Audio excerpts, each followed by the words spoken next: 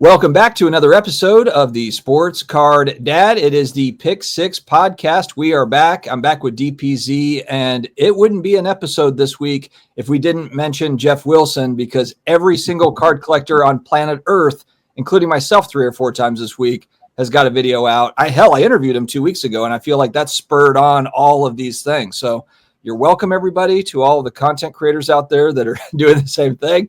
But also, I feel like, DPZ has not chimed in on this topic. So why? And you came to me and said, hey, why don't we talk about this? And I'm like, you know what? I haven't talked about it 8 times this week. Let's go one more time. What's up, man?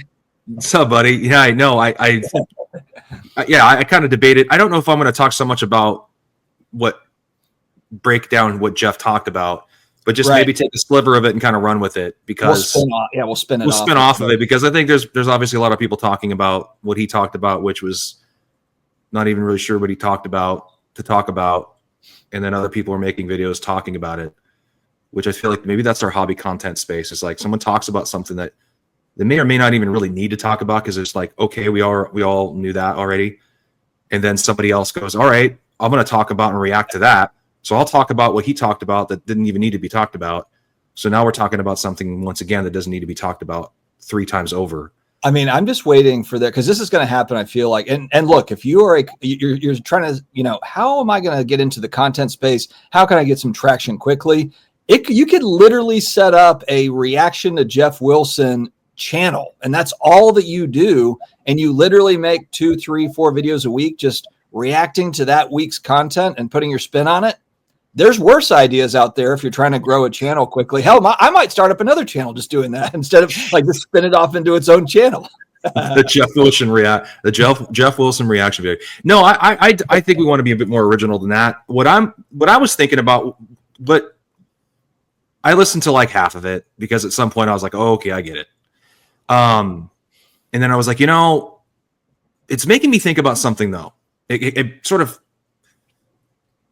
It reminded me of, when I was younger and collecting cards, because one of the topics is, young people like to chase the hits, and of course they do. And they still do. But the older people back then that were our age were collecting cards. They were the ones collecting cards, putting them in binders, and collecting the sets and doing all that stuff, right? The younger people aren't, obviously. They're not doing that. They're going after the exciting young players that they're following on Instagram or wherever else nowadays. And back then, the players we loved that were younger and coming up and all that stuff. So it's just a different, but I feel like that generation of collector, the set builders, all that, I think those folks are going away. I don't think the binder groups are going to stick around much longer. They're going to phase out almost, I believe. Okay. Broader part of the hobby, in my opinion. I could be wrong, but I feel like, let me just throw this in, because as you're talking, I was just thinking about this. And the only reason why I'm throwing this in is because now a lot of sports card shows are turning into Pokemon card shows and sports card shows.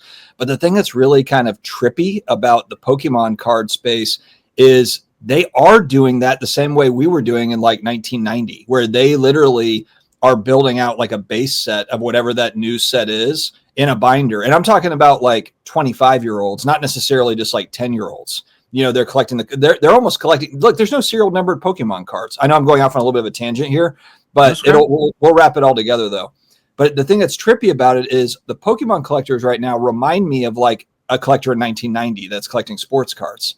They're collecting like because it's a smaller set. It might be 100 card set, whatever. So they're building out that set. There's not a zillion parallels. There might be a holo or whatever. So it's kind of it's almost like another dimension. It's like the upside down. If I can use a Stranger Things, comparison, it's like the upside down of collecting is Pokemon cards to sports cards. But anyway, your point is essentially there's a zillion parallels out there for modern. And so for modern cards, it's not really realistic for somebody to build out a set. Now, are you also saying that like no one's also building out like a vintage set? Like I think about like 61 Fleer basketball. It's got 66 cards in it, and I know there's some big ones like Wilt and Elgin Baylor and West and that, but I mean, you could technically like build out that set pretty easily, fairly inexpensively. I know the Wilt would be expensive, but are you saying that you just don't believe people are really, doing that, and it's kind of the game is changing? I think there are still people doing it. I think that the number of people doing it is not very large in compare. if we're going to talk about cutting up a pie chart of what the hobby consists of, I think a majority of the hobby, like 80% of it, are people buying, flipping modern cards, chasing hits, doing breaks.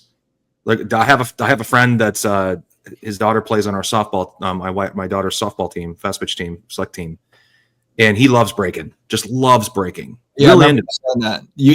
They're like in the cards, and you're like, oh, cool. Let me tell you about my cards. And they're like, what are you talking about, dork? We're breakers or whatever. Yeah, he just likes breaking, and that's what's exciting for him. He gets them and he sells them and he flips them, and sometimes he keeps some stuff, but or he buys a box and rips it with his son, and that's fun for them, right? And there's nothing wrong with that. But I believe most of our people most of the people in the hobby. Sorry, I'm going to share my email off.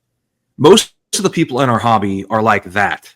They're buying and selling and flipping. They're into the modern. You really aren't going to set collect the modern because there's, like I said, 1,000 parallels, and it gets kind of, out of hand. And I think the products are created for that. The products are built in modern for the rippers. The really high-end products are meant for same thing. So you're not gearing any of the modern stuff towards a collector. So all you really have is the folks collecting, like, you and I, 2000s and the 90s and maybe some of the 80s, or you have people collecting junk wax. You got the vintage people. The vintage crowd is thinning out, I believe. So you're not going to have as many of those folks. They're going to be passing cards down as they pass on.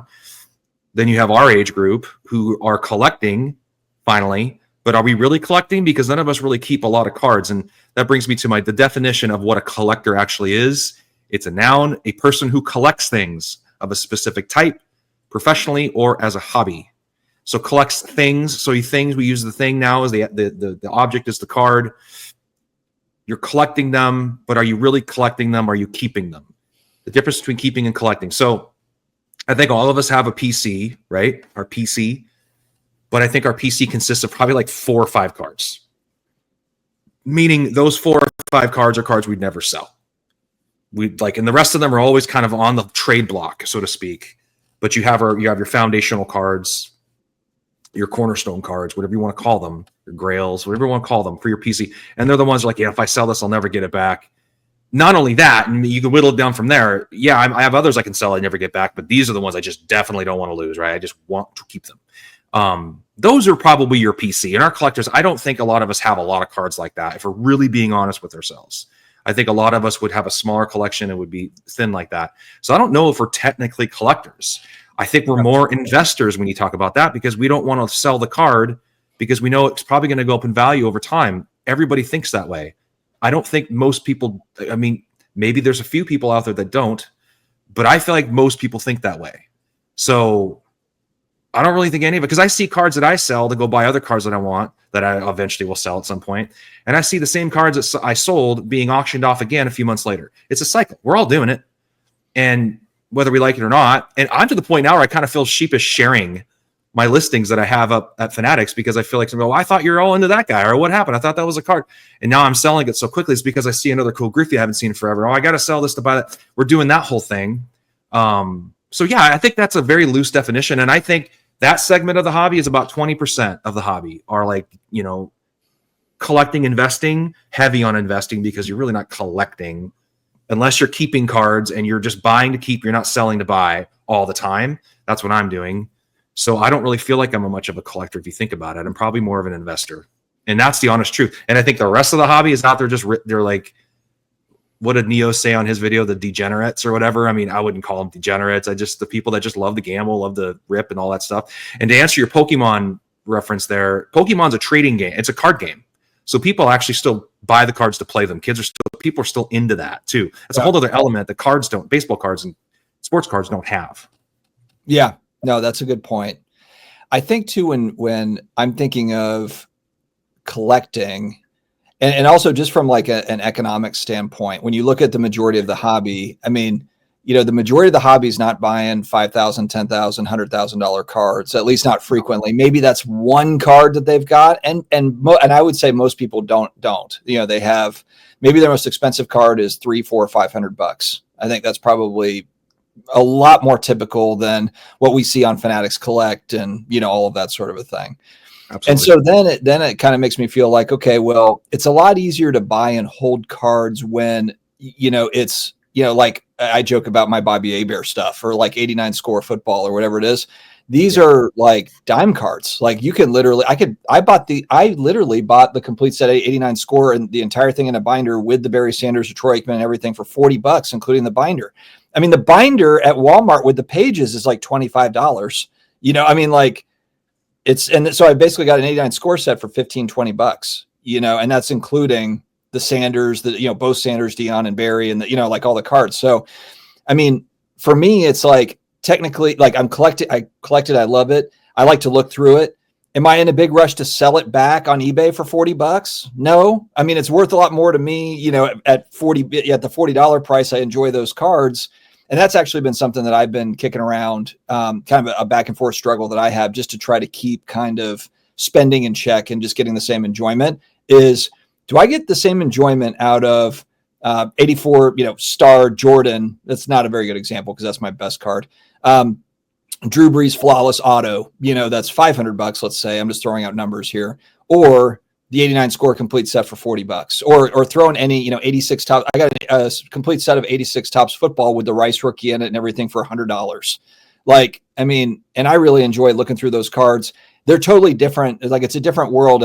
I just brought up the 84 star Jordan. That's one where that is more of a investment card, as you kind of mentioned. That's just like, I want to hold it and I love the card. I view it as an iconic hobby card and I'm just going to hold on to it. And I'm not in any sort of rush to sell it. It's my best card. Whereas the 89 score, it's just, that's just a really fun set, but it's easy for me to call myself a collector with that because what are my options there? Sell it back to somebody for $40. To me, like if we're talking about lower end stuff, it just makes it a lot easier to collect that. And then, how many people are, have the money to be able to collect high end cards. I know Nat Turner comes to mind immediately.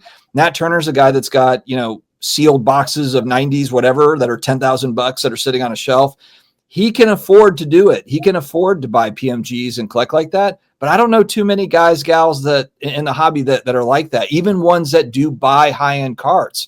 A lot of times they're buying in and out of cards to get into other cards. I don't know too many people that are true collectors. As you kind of mentioned, like stuff goes back up for sale. Maybe you have a card that you bought 6 months ago. It's going back up for sale because you're looking to fund another cool card. So it's an interesting dynamic. For sure. Well, and it's a different kind of chase because you talk about a chase with the modern product. If you're breaking it or you're ripping it, you're chasing the hits, right?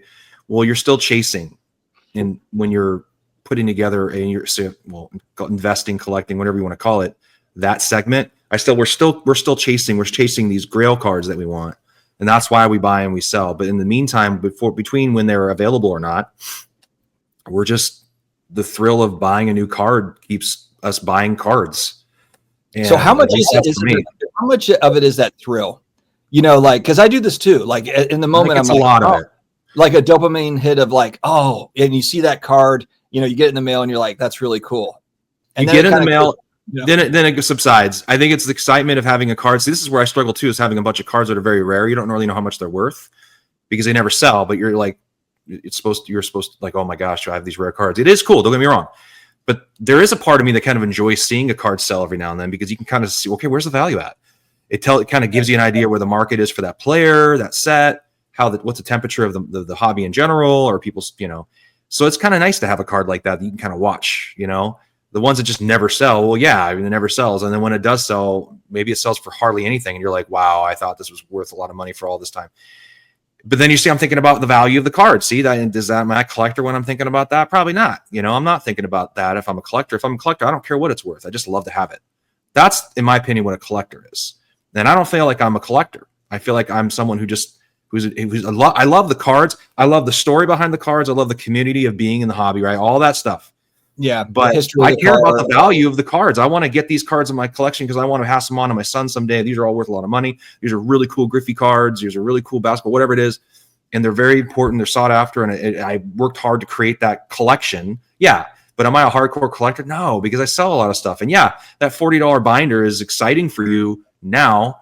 But ultimately, what's going to get you more excited? A gold prism Drew Brees or that $40 binder of Score? I think we can all agree that the more expensive, flashier card is the chase. It's exciting. You get the binder, you look through it a few times, like that was cool. You almost paid $40 to kind of enjoy it for a minute, and then you're just like, well, yeah, but they're not worth anything. So it's harder to get excited about them. I'm just thinking, if you're really honest with yourself, there is a part of that drives us all. So that's kind of tricky because it's like a different dopamine hit almost. It's like the 89 score binder is more of like a nostalgia hit, where like I think about like, now you can get a combo of that, to where you get kind of like the card that's maybe like 86 Fleer Jordan would be an example of this. And I'm throwing it out there because it's kind of that nostalgic card where like when I was a kid, that was like like one of the ultimate cards at the card store. It's like, holy crap, it's an 86 Fleer Jordan. And then it does also carry value, and you can kind of check pricing and see what it's doing, so it's kind of an interesting take there because it could be one or the other, or it could be a combination, I guess, depending on the card. I mean, think about like a Bonds Tiffany, for you, like a Bonds Tiffany rookie, a BGS 10 or something. That's a significant card, and it's expensive, and it's also a nostalgia card, in a way, that time period. Yes. Like that's why I still have my 87 Fleer Jordan 10. Yeah, I love that card. I remember it as a kid and I wanted it. I had a copy of it. Obviously it wasn't a 10 back then. I didn't have any connection to 86 Fleer at all.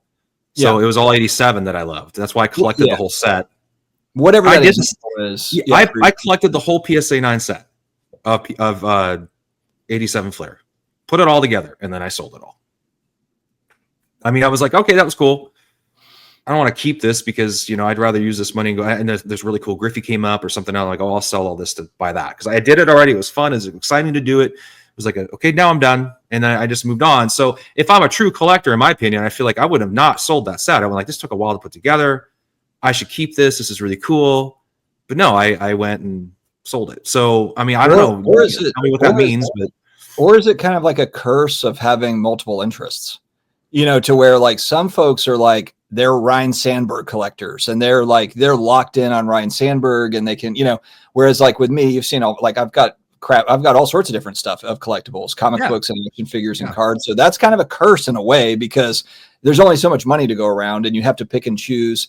And for you, even if you are not collecting comic books and action figures and all this stuff, but you like Griffey, but you have to make a choice between some of his, older stuff, maybe in a BGS 10, going back to rookie or, an autograph version of the rookie or whatever, the 80s, 90s, early 90s version. But that, or you have to make a decision between late 90s, expensive numbered insert cards.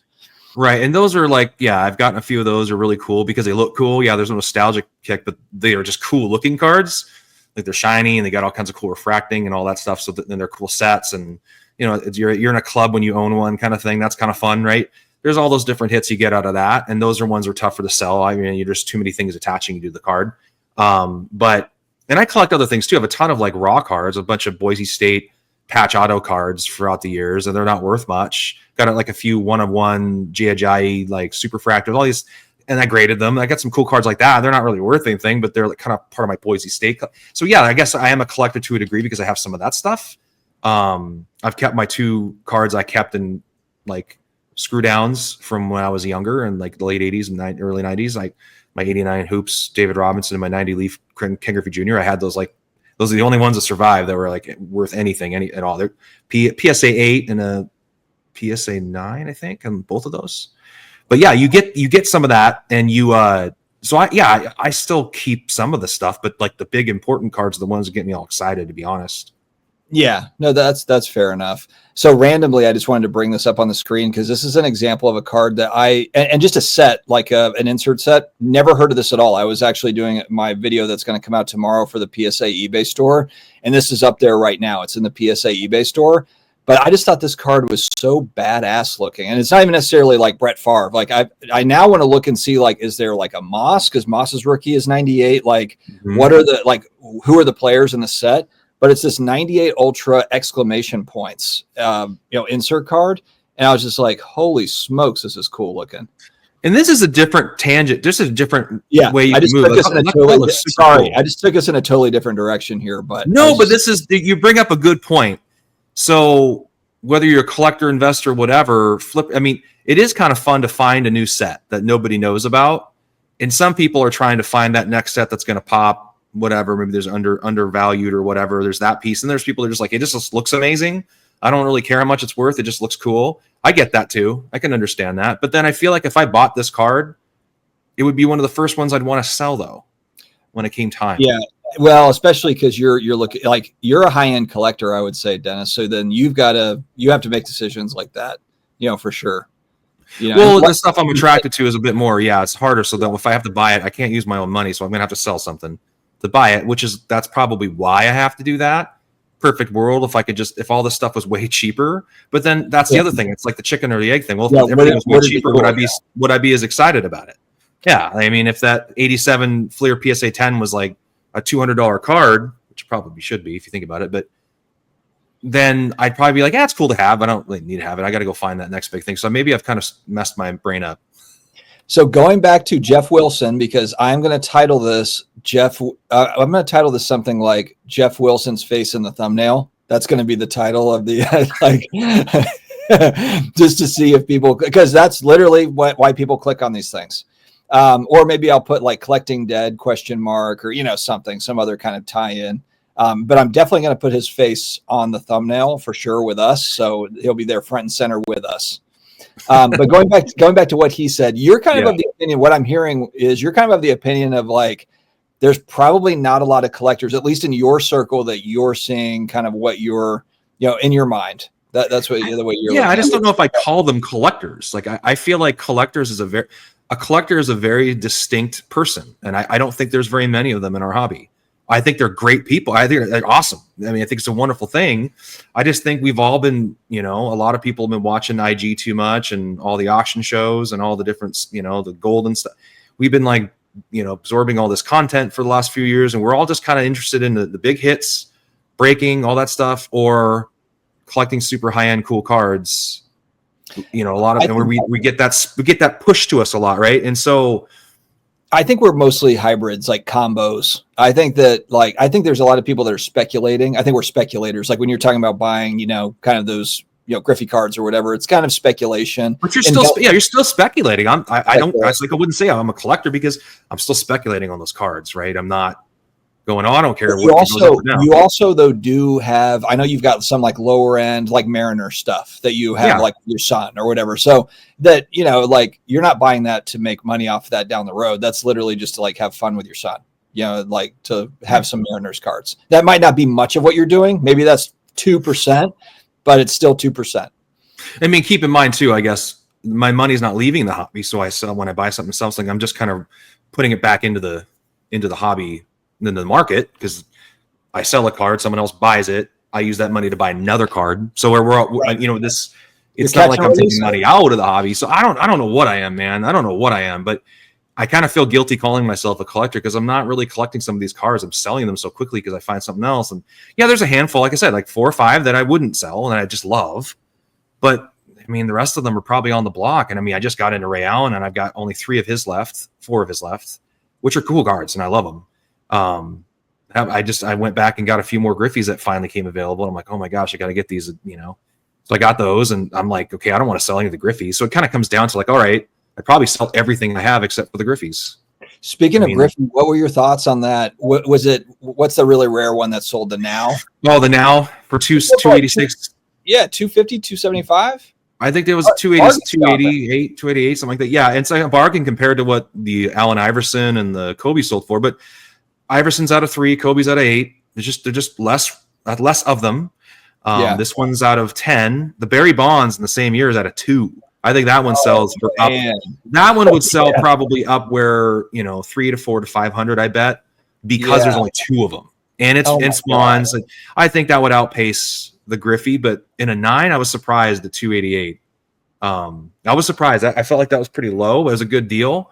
Now that's a lot of money, and the fact that I'm saying I'm surprised by that, I don't know what that tells you. What that means about me, but I just know a lot of the folks that covet some of these Griffey cards and like all that in those groups, and that's like the card. That's the card. And there was a few people like getting ready to jump into that card, and some stuff came available, and I took advantage of that, to be honest with you. So that was kind of cool. So sometimes you can get a card because someone's getting ready to get something, and you luck out. Yeah. Was there a panic over the sale of that card? Like, oh my God, that should have sold for more. Now, what is all the other stuff worth type thing, or no? I don't think so, because that kind of card is tough. You know, there's only so many of them. The type of people that can afford to buy that card, there's not very many people that are buying cards up in that sphere. Basketball, baseball, football, doesn't matter what sport. There's not very many people. I think, like you said, a majority of us are spending, you know, less than $5,000 or less than 3 or 2. There's a handful that might get up to 5 to 10, but then after that, it's like there's not many people playing around in that area. So I don't think we're all concerned about anything. I think it sold for less than we thought, but you know, maybe that's a telling sign. Maybe the Griffey market's not as hot as we think, or maybe we need to temper our expectations. It just blows me away that a Caitlin Clark can sell for so much. You know, I mean, she's awesome. Don't get me wrong, but it's like I just tried to buy another one today. I just tried to buy another Caitlin Clark today. it blows my mind when you see the values of some of these cards that are being sold. So you just don't know. It all depends on who wants it. If 2 people want it really bad, it can drive it up real high. If nobody sees the auction, which everybody saw that auction, it could go for lower. Like I sold my PSA 10 Griffey 95 refractor PSA 10. I sold it for, I think, $3,800. That's about where I bought it. And then it sold for $31 a week earlier on eBay. Just a different auction house. And so there was a difference between Fanatics Collect and eBay, which is kind of interesting. So like, it just all depends. I mean, maybe not a lot of people were paying attention to that auction. More were paying attention to the one on Fanatics. And so who knows? But yeah, I think it'll be interesting to see. I don't think it's kind of an outlier deal. Those big cards, they don't really pull on the bottom of the market or the middle market or even the mid to high end market much. They're all kind of their own cards, really. They are, you know, and yeah. So anyway, cool. That's all I got, man. I think Geoff had a good, I mean, he had a decent video. I kind of felt like, well, what he just said is we all kind of already know, but then I started thinking more about how many of us are actually collectors, though, because if we care about the Beckett values and we care about market movers or card ladder, for me, it's card ladder, and I'm like looking it up all the time. If I'm concerned about that and the value of my cards, I feel like I'm less of a collector and I'm more of an investor and speculator when I'm doing that so much. And I'm just being honest with myself and with everybody on this channel.